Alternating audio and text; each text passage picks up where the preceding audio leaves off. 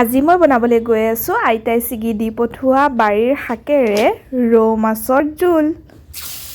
এয়া মই জলকীয়া গুড়ি আৰু নিমখ লগাই মাছকেইডোখৰ তেলত ফ্ৰাই কৰি ল'লোঁ। ইয়াত কিনো শাক আছে শুনকচোন আইতাৰ মুখেৰে।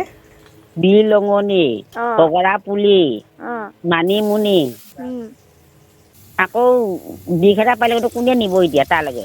আৰু কিবা এটা গোন্ধাইছি মস্ত ধুনীয়া এটা।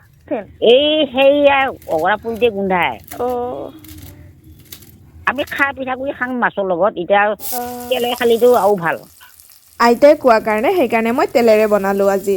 পিছে ভাষাবোৰ শুনি নাহাঁহিব, আমি ঘৰত এনেদৰে কথাবোৰ কওঁ।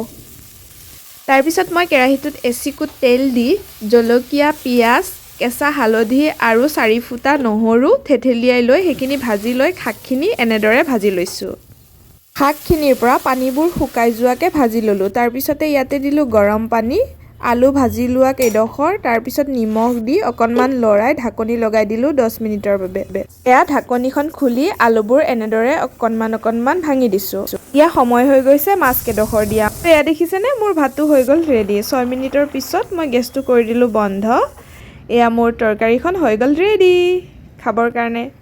তাৰপিছত ভাতৰ কাঁহীখন লৈ লৈছোঁ, এনেকৈ জোল অকণমান ঢালি লৈছোঁ আৰু মাছডোখৰ এয়া ভাতৰ ওপৰতে লৈ লৈছোঁ। এয়া দেখিছেনে কি সুন্দৰ। ইয়াৰে এতিয়া মই জুতি লওঁ, দাই-দোষ নধৰিব দেই।